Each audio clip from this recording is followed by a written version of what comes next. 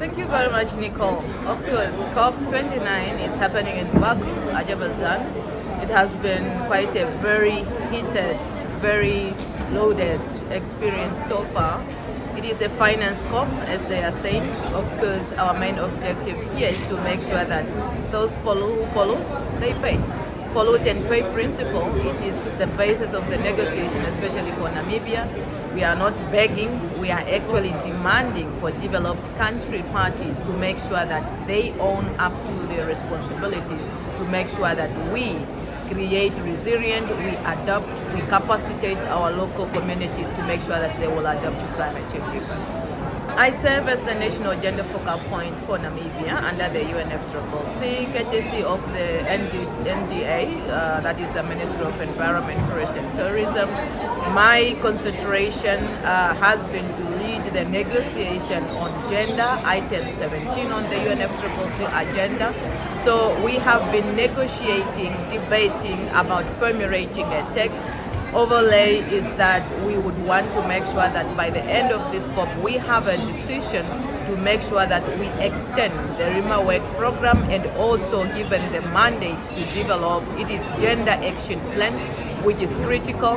Of course, in the SBI 60 in Bonn, June this year, we did had a brief review of the RIMA work program, which ended, by the way, and it is gap. So what we are requesting from the COP presidency at this point in time is to make sure that that mandate is extended with 10 years, and of course for us to establish a 5-year program that would initiate the implementation of the gender activities. Of course, there are critical issues that we have been debating to make sure that we have a formidable text that addresses the issues of gender and climate change. There has been a lot of divergences, especially when it comes to terminologies under the gender constituency.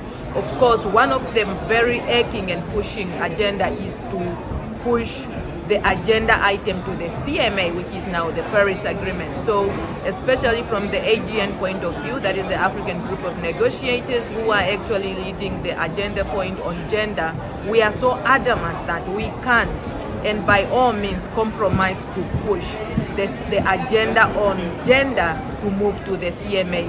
So it rather stick and be negotiated and discussed under the convention, because we see the agenda here is really to dilute and to make sure that they shift from the convention, which mandates them to make sure that they made provision and they support the developing countries to implement actions and activities that are geared towards creating resilience and more of adaptation as the biggest interest for Africa. As while we contribute to mitigation effort, of course, the underlying issue for Africa is adaptation for our people.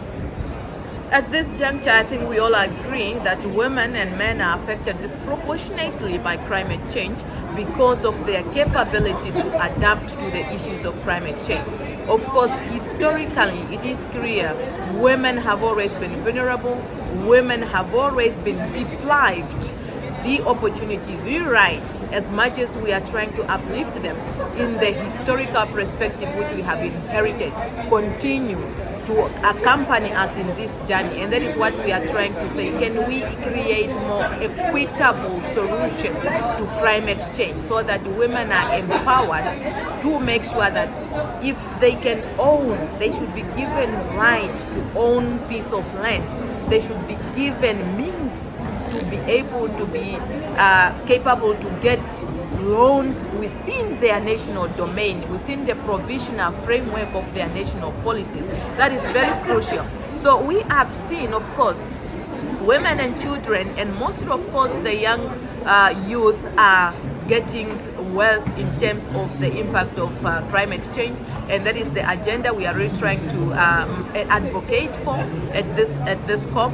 And of course, we are hoping that our measures would have intended programs and interventions that are trying to empower women, youth, and girls so that they are resilient, so that they are empowered in their means of adapting to climate change issues. In terms of gender, we are acknowledging some few progress, if we may, especially for the women participation at COP. So we are now at 34%. So, however, I should make it clear that mostly Africa and Asia are the least participant in this. So currently, women in Africa stands at 30%, and that is according to We2 report in the last COP.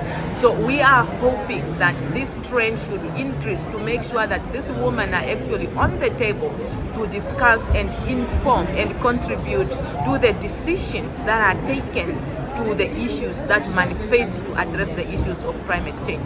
So at the moment, what is more trending here and what we are more advocating for, especially from the gender constituencies, is to make sure that we have means of implementation.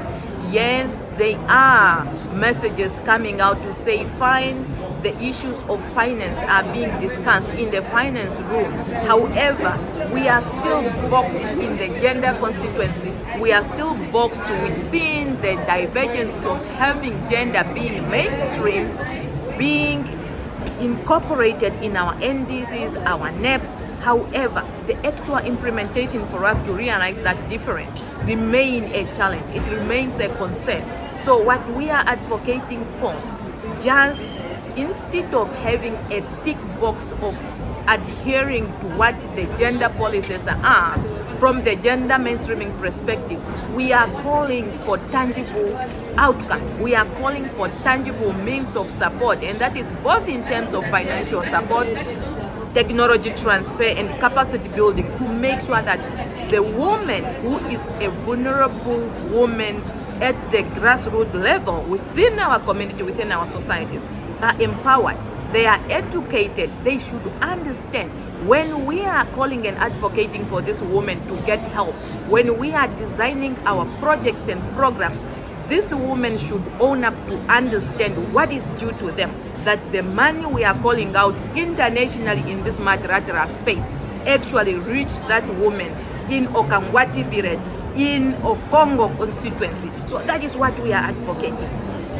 For Namibia, it is quite interesting. Of course, let me take cognizance and acknowledge the strong political will from our policymakers in terms of gender mainstreaming, in terms of creating that gender balance. It is quite good.